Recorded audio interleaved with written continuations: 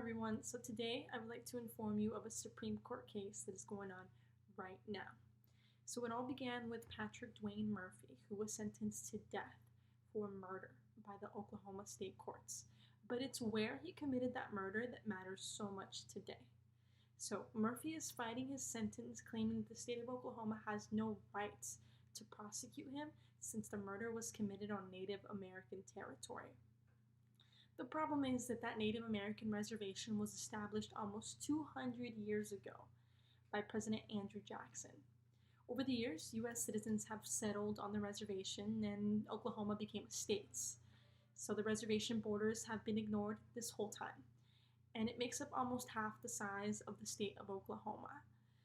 Luckily for Murphy and the tribal nation, there's plenty of previous court cases and laws to back them up that the reservation borders still do exist. We are all taught the sugar-coated version of the 1836 Trail of Tears, right? Well, here's the truth.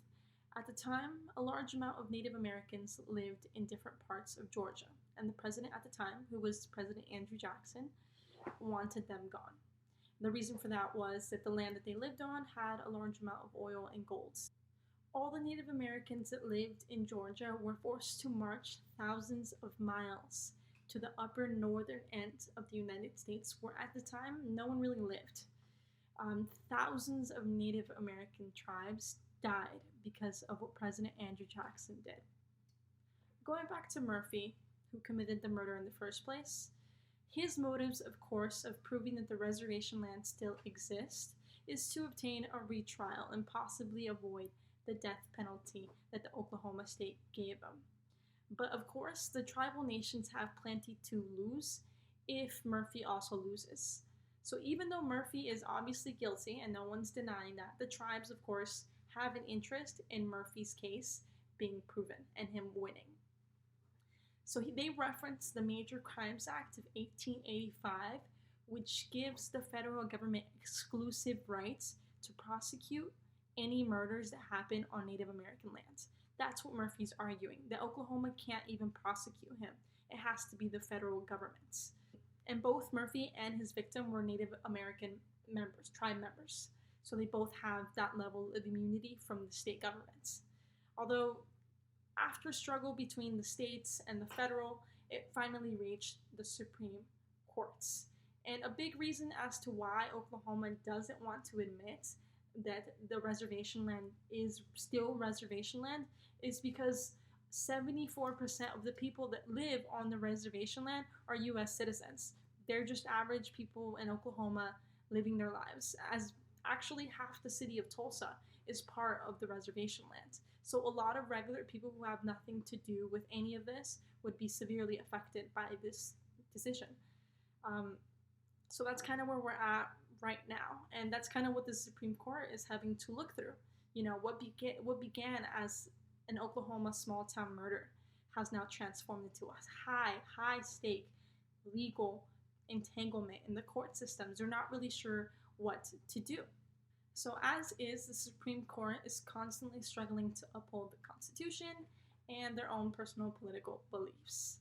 Last year, when the Supreme Court was trying to make their decision in 2019, they all asked for extra briefings on what would happen to the thousands of U.S. citizens living on the reservation lands. They didn't release those briefings, so no one really knows what would happen to those U.S. citizens if they do side with Murphy and the tribal nations.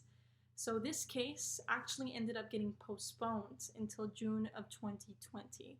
Re-arguments are very rare in the Supreme Court, but they have happened before with high-stake cases like this one. They haven't announced any further details about their decision or whether or not it's going to actually take place this year due to the pandemic, but it's very likely that it gets pushed back, and we're still left wondering what's going to happen with Oklahoma, Murphy, and the Native American tribes. There is no doubt in anybody's mind that Patrick Dwayne Murphy is a murderer. But now his case has involved the reservation lands, half the state of Oklahoma. There's just so much at stake here. If the Supreme Court rules in Murphy's favor, half of Oklahoma would officially be Native American territory forever. once again, like they said it would be 200 years ago. But potentially thousands of US citizen lives could be affected, possibly even displaced. Murphy won't be off the hook for his crimes, but instead he'll be prosecuted by the federal government. So it doesn't mean he's not going to go to prison. It just means they're going to do it again, and this time it's going to be done in the federal courts. Murphy ultimately isn't really winning much other than the second chance at the same thing that he already did. But he'll have the opportunity to plead his case and possibly get an alternative sentence if things go his way now.